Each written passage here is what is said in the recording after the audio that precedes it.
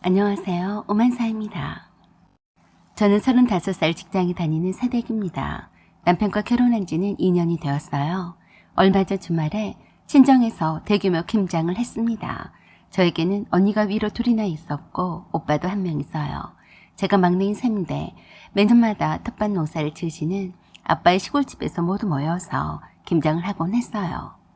부모님이 주말마다 내려와서 정성껏 손수 기르신 배추를 직접 따다가 동네 분들이 지으신 태양초 고추에 각종 무공의 양념들로 채워진 김장이었어요. 형부들도 예외 없이 팔 걷어붙이고 나서서 하기 때문에 남편도 여지없이 태어나서 처음으로 김장이란 걸 해보게 되었습니다. 저희 부모님이 주말 농사를 욕심껏 하시다 보니 농막도 작아서 그 동네 집을 개조해서 시골집이 꽤 지낼만 했습니다. 아빠가 손주들과 언니와 오빠 식구들이 와서 지내기 부족함이 없도록 애정을 쏟아가며 시골집도 잘 꾸미셨어요. 그래서 하나밖에 없는 며느리와 딸들이 불편하지 않게 쉬었다 갈 수 있도록 배려를 많이 하셨습니다. 김장도 마찬가지였어요. 며느리와 딸들이 직장에 다니랴, 아이들 키우랴, 집안일을 하랴 고생하는 줄 아셨기 때문에 시골집에 내려와도 밭 근처에도 못 오게 하셨고 그저 집에서 엄마랑 수다나 떨다가 가게끔 하셨어요. 하지만 오빠와 사위들은 달랐습니다. 힘든 일은 남자가 하는 것이라며 아빠가 몰고 다니면서 일을 하셨어요. 그래서 김장을 할 때에도 부모님께서 선수 농사를 지으신 배추를 뽑고 절이거나 손질하는 것도 모두 다 오빠와 형부들이 했어요. 엄마와 딸들은 그저 앉아서 양념을 채 썰거나 젓국을 끓이거나 준비하는 것만 하면 되었기 때문에 별로 힘들지는 않았어요. 남편은 저와 결혼 후 처음으로 처갓집의 김장 행사에 초대된 것이었죠. 막내라서인지 두 형님들 말을 잘 들어가며 열심히 따라했어요. 그러면서 형부들과도 엄청 더욱더 가까워졌고 아빠와도 부자지간처럼 친해지더라고요. 한창 배추를 비비고 있을 때 시어머니한테서 전화가 왔어요. 왜 이렇게 전화를 늦게 받니? 만복이는 화장실에서 일 보냐? 전화도 안 받는데 무슨 일이 있니? 아니에요, 어머니. 저희 친정 시골집에 와 있어요. 그러자 또 화들짝 놀라시며 그러셨어요. 또 시골에 내려갔어? 만복이가 밭일을 하느라 그러는 거 아니냐? 아니에요. 친정에서 김장을 하느라 저도 얼른 못 받았네요. 무슨 일이세요? 그러자 시어머니 목소리 톤이 더 높아졌습니다. 만복이가 김장을 하느라 전화를 못 받았다는 거냐? 너는 뭐하고 만복이가 거기까지 가서 김장을 하니? 어머니, 만복씨가 남인가요? 당연히 친정 김장할 때 와서 해야죠. 제 말에 시어머니가 갑자기 뒤집어지셨어요. 이거 말하는 것 좀 보게. 지금 만복이가 네 친정 김장을 한다 내 전화도 못 받았다는 게야. 어머니, 다같이 배추를 양념에 비비고 있는데 어떻게 전화를 얼른 받아요. 무슨 일이신지 저에게 말씀하세요. 너는 뭐하고 만복이가 너네 집 김장을 한다는 거야? 내가 김장 혼자 있으면 했지 생전 한 번도 내 아들을 부려먹진 않았다. 세상에 장가를 보내놨더니 머슴처럼 농사일을 시키지를 않나. 이젠 하다못해 내 아들을 김장까지 하게 하다니. 네가 그러려고 내 아들과 결혼했냐? 이런 상놈의 집구석이 어딨어? 상놈의 집구석이라고 하셨어요? 저도 시어머니 막 던지는 말에 참을 수가 없었어요. 그러자 시어머니가 한술 더 떠서 그러셨어요. 당장이 네 엄마 안 바꾸니? 어디서 귀한 아들을 데려다가 그렇게 부려먹어도 된다더냐? 빨리 네 엄마 바꿔. 못 바꿔요. 우리 엄마 김장하시느라 바빠서요. 그리고 그냥 끊어버렸어요. 그러면 안 되는 줄 알면서도 계속 통화를 했다가는 제가 어떤 말로 시어머니 화를 돋굴지는 알 수가 없었어요. 남편의 휴대폰도 전화를 꺼버렸어요. 부모님의 전화번호는 시어머니가 모르셨기 때문에 다행이었어요. 그 일 때문에 시어머니께서 제게 앙심을 품으셨어요. 각오한 일이었지만 상당히 그 여파는 컸습니다. 김장을 거의 끝마칠 때 남편에게 조용히 전후 사정 얘기를 말했었지만 시어머니의 노여움은 대단해서 남편은 어찌할 줄 몰라 하더라고요.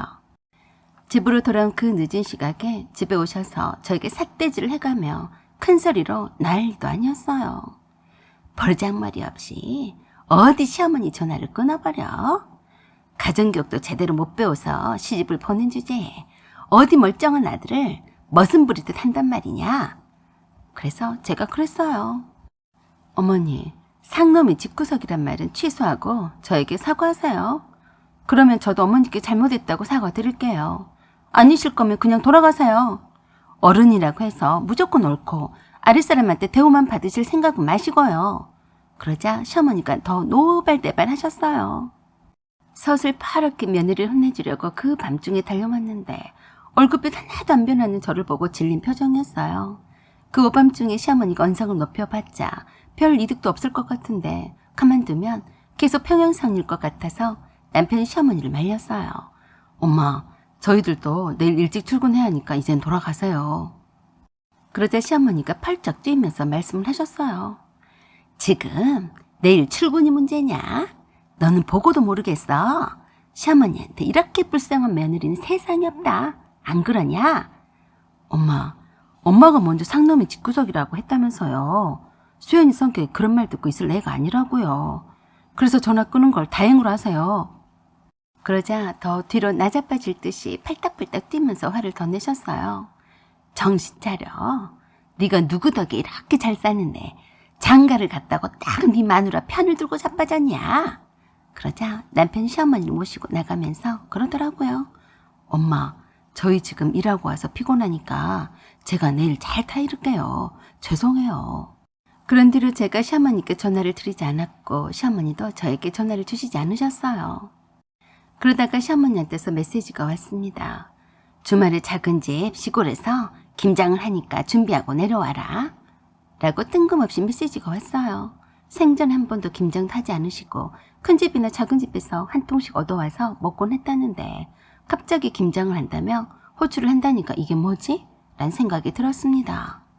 남편의 작은아버지가 사시는 시골집은 원래는 할아버지 할머니가 사셨다가 돌아가신 후로 빈집으로 있었는데 작은아버지가 가까이 살아서 관리는 해오곤 있었지만 형제들이 일 있을 때마다 모이는 장소로 쓰고 있던 곳이었어요. 그래서 작은댁의 형님에게 전화로 물었어요. 형님, 어머니가 김장을 하신다면서 내려오라고 하셨는데 혹시 작은어머니는 김장을 하셨을까요? 우린 진작에 했어. 이번에도 큰어머니께 한 통 갖다 드렸는데 왜 하신다고 하지? 그러게요. 식구도 없어서 김장 하나만 한다고 하시던 분이 갑자기 김장을 한다고 해서요. 우리가 갖다 드린 것 말고도 큰 댁에서도 한 통 더 갖다 드렸다고 들었네. 하지 마시라고 해. 네, 알겠어요. 작은어머니랑 가까이 지내시니까 혹시나 해서 작은 집에서 김장을 하니까 함께 거들자는 뜻이었는가 싶어서 알아봤더니 그것도 아니었더라고요.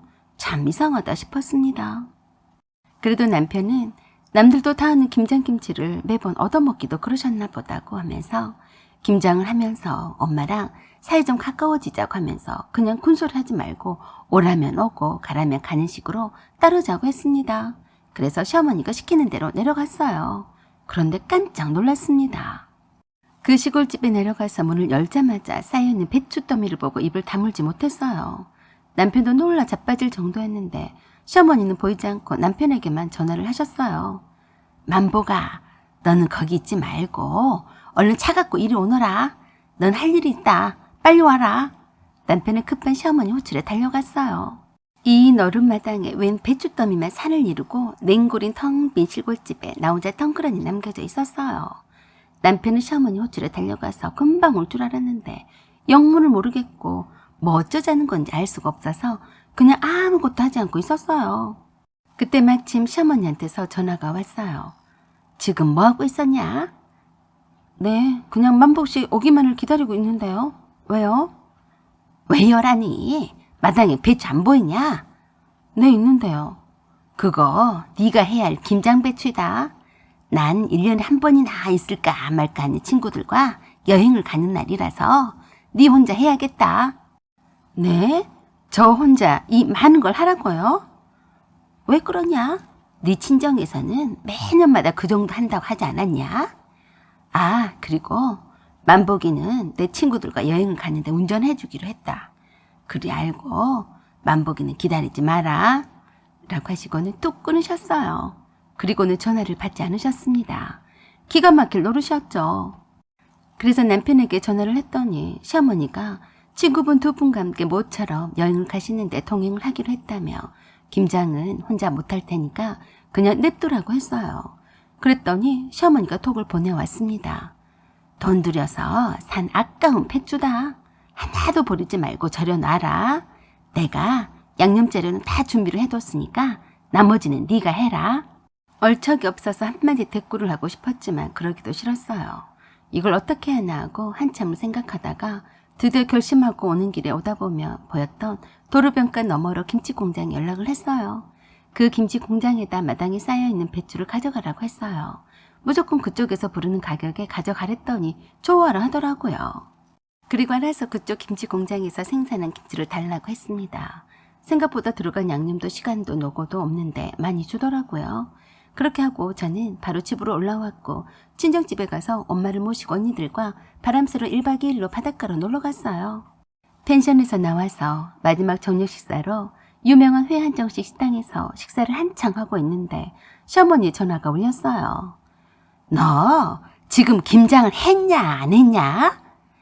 보시면 모르세요? 김치 냉장고에 김장김치 넣어뒀으니까 많이 드세요. 뭐야? 500폭이나 되는데 벌써 다 했단 말이냐? 말이 되는 소리를 해라. 그래서 제가 어이없어하는 웃음을 짓고 말씀을 드렸습니다. 어머니도 어이가 없죠. 저 혼자서 어떻게 500폭이 김장을 하라고 내던져주고 가셨어요? 내년부터는 어머니 혼자서 500폭이 김장을 해보시죠. 라고 하고 끊어버렸어요. 그리고 남편에게 전화를 해서 엄마와 언니들하고 식사 중이니까 전화하지 말라고 했어요. 그 후로 저는 시어머니가 불러도 가지 않을 작정이었어요.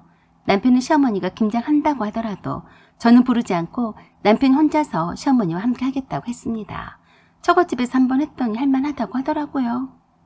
그 후로는 시어머니의 전화가 와도 받지 않았습니다. 그때마다 제가 톡을 보냈어요. 하실 말씀 있으시면 만복 씨한테 전해주세요. 제가 바빠서 전화를 못 받습니다.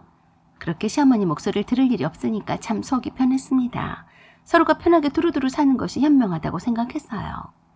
사연은 여기까지입니다. 구독과 좋아요 부탁드려요. 감사합니다.